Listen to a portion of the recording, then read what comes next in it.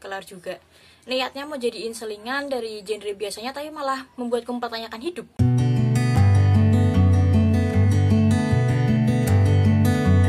Hai, apa kabar? Arya Heva, halo, gimana kabar kalian? Karena aku Feninda, dan di video kali ini aku bakalan nge-review 2 buku yang berhasil membuatku mempertanyakan soal kehidupan, yaitu ada Gadis Minimarket karyanya Sayaka Murataka dan juga Midnight Library karya Matt Haig. Aku baca 2 buku ini di Gramedia Digital yang awalnya aku niat baca buku ini tuh buat aku jadiin selingan saat baca genre thriller misteri. Karena kan capek banget kan baca genre thriller misteri terus gitu. Tapi setelah baca aku malah mempertanyakan kehidupan gitu.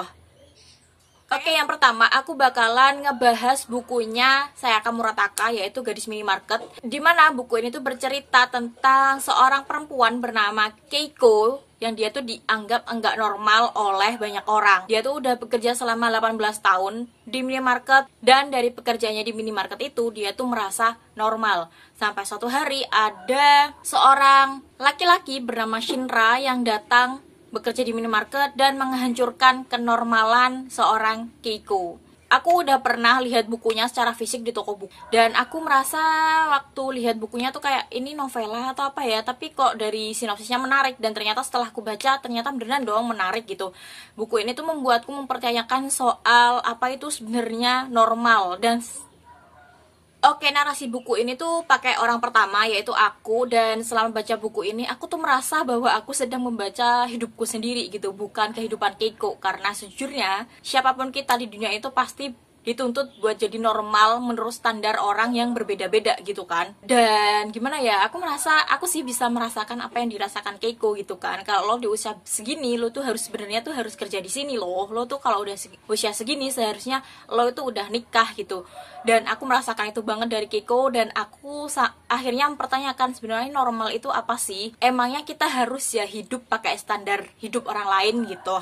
Emangnya salah gitu kalau 18 tahun kerja di minimarket gitu? Emangnya salah kalau kita kerja di rumah aja, freelance gitu? Emang salah gitu? Gak ada yang salah, emang yang salah itu nyinyiran orang-orang kayaknya ya.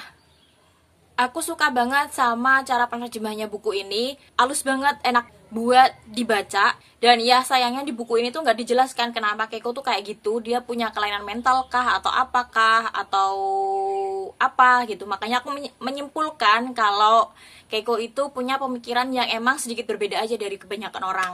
Terus apalagi alasan Keiko buat kerja di minimarket, karena minimarket itu punya sistem gitu loh, dan sistem itu yang membuat dia itu normal dan membuat dia bagian dari masyarakat. Itu yang membuatku agak sedih dan bersimpati sama si karakternya Keiko ini. Tapi dia tuh nggak pernah mengeluh gitu loh, kalau dia nggak dianggap normal sama banyak orang tuh dia nggak pernah mengeluh.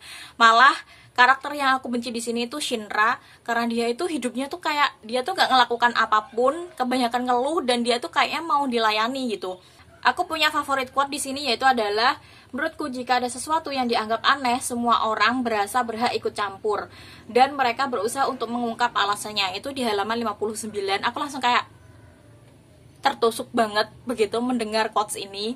Novel ini aku kasih rating 5 bintang di Goodreads. Dan oke, kita langsung next bahas Midnight Library karya Matt Haig ya. Oke, next ada Midnight Library karya Matt Haig. Midnight Library ini tuh bercerita tentang seorang perempuan yang dia itu pengen banget mati, sampai akhirnya dia terjatuh ke sebuah perpustakaan misterius, dan di situ dia diajak buat melihat penyesalan-penyesalan dia, dan diajak untuk menyusuri segala kemungkinan dari kehidupan dia. Kayaknya tuh review buku ini tuh di mana-mana, karena aku sering banget lihat buku ini berseliweran di Instagram, di YouTube, di TikTok, dimanapun. Oke, so akhirnya aku memutuskan untuk baca via Gramedia Digital lagi, dan damn, I love this book. Dan buku ini tuh semakin membuatku mempertanyakan apa sih arti dari kehidupan ini gitu. Jadi tuh buku ini tuh emang fiksi, tapi berasa seperti self-improvement. Oke, mari kita bahas narasinya nih pertama-tama. Narasinya lagi-lagi pakai orang pertama, aku, dan berhasil membuatku merasa bahwa akulah yang menjalani kehidupan itu, bukan si karakter utamanya yaitu Nur Rashid.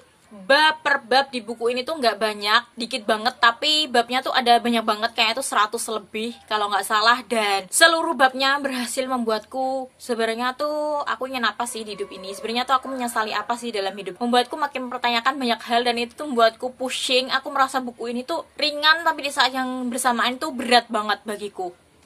Oke, di sini kan dikisahkan kalau Nora itu mengunjungi banyak banget kehidupan, versi dari banyak banget pilihan yang dulunya nggak ia pilih gitu kan. Tapi waktu dia itu mengunjungi kehidupan itu, ternyata kehidupan itu tuh nggak sesuai dengan apa yang ia pikirkan. Nah, dari sini tuh aku mengambil kesimpulan ala kadarnya aku, bahwa kehidupan yang lo pikirkan, yang lo anggap itu adalah versi terbaik dari diri lo, dimana lo tuh pengen banget mengunjungi hidup itu dan merasa lo bakal bahagia, ternyata di hidup itu pun bakalan ada masalah, bakal tetap ada yang nggak beres gitu loh. Dan ya pada akhirnya tuh lo bakalan tetap mengeluh soal kehidupan lo, yang pada akhirnya membuat lo berandai-andai akan kehidupan lain, dan itu berakhir membuat lo enggak bahagia. Intinya lo kurang bersyukur gitulah ya. Aku membaca buku ini tuh merasa aku dituntun untuk menemukan sebuah kebahagiaan versi aku gitu.